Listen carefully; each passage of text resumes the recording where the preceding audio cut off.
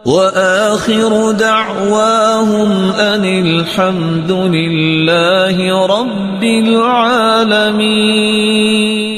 محبت کے سچے دعوے دار وہ لوگ ہوتے ہیں جو آپ کی اطاعت کرتے ہیں، جو آپ کی اتباع کرتے ہیں۔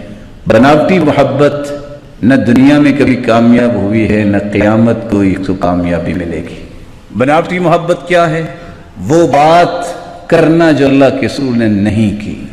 آج اسی بناوٹی محبت کے تحت کچھ لوگ ہوتے نیک ہیں، ان کے ذہن بھی اچھا ہوتا ہے، لیکن ان بیچاروں کو پتہ نہیں ہوتا۔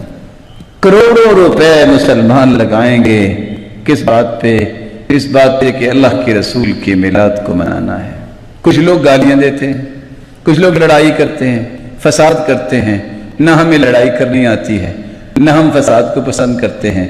گالی کو ہم ویسے ہی ناجائز سمجھتے ہیں۔ ہم کہتے ہیں شیطان کو بھی گالی نہیں دینی چاہیے، کیونکہ حدیث میں آیا نا لا تسبوا الشیطان۔ اس لیے ہم ان ساری باتوں کو چھوڑ کے اس مسئلے کو سمجھنا چاہیں گے کہ اللہ کے رسول نے ایسا کیا اور کیا حکم دیا۔ آپ صلی اللہ علیہ وآلہ وسلم چونکہ 9 ربیع الاول کو پیدا ہوئے، آپ صلی اللہ علیہ وآلہ وسلم جس سال میں پیدا ہوئے، آپ دنیا کی تاریخ اٹھائیے اور ریاضی دان جتنے گزرے ہیں ان کی عبارتیں پڑھے، آپ کو پتہ چلے گا کہ جس سال آپ صلی اللہ علیہ وسلم دنیا میں تشریف لائے تو پیر کا دن یا تو 2 تاریخ کو تھا، یا 9 تاریخ کو تھا، یا 16 تاریخ کو تھا، یا 23 تاریخ کو تھا۔ 12 تاریخ کو پیر کا دن آتا ہی نہیں ہے۔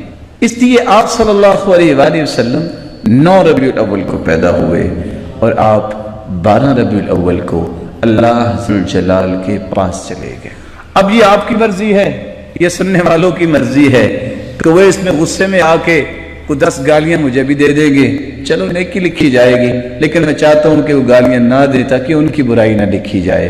میں اپنی نیکی کی خواہش میں ان کو برائی نہیں دلوانا چاہتا۔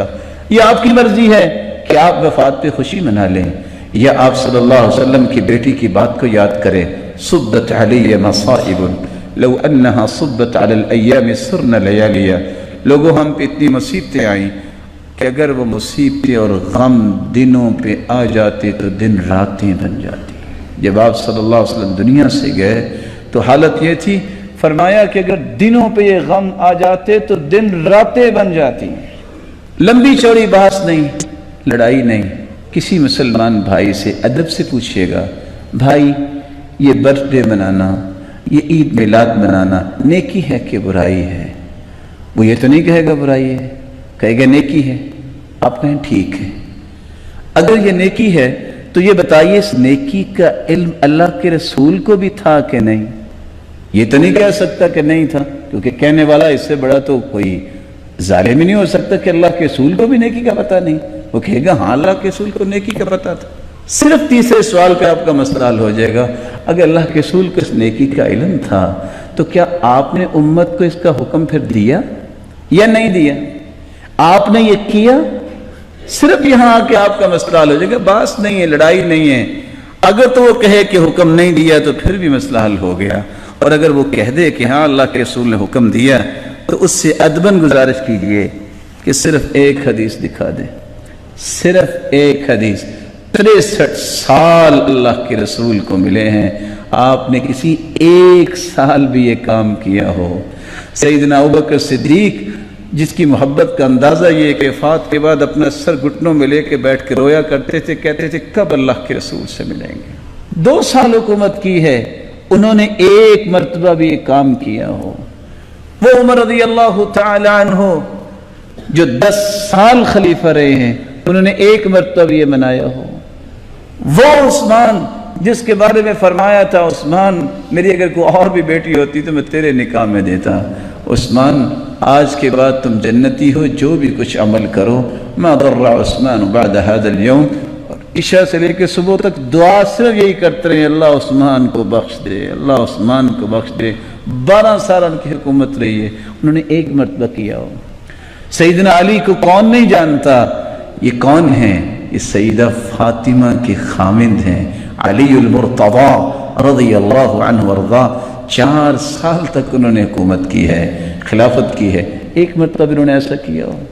صرف ایک بات دکھا دیں، دنیا سب کو کہنا، سمجھانا قائل کرنا، یہ ہماری ذمہ داری ہوگی انشاءاللہ۔ جہاں تک آواز پہنچا سکے پہنچائیں گے۔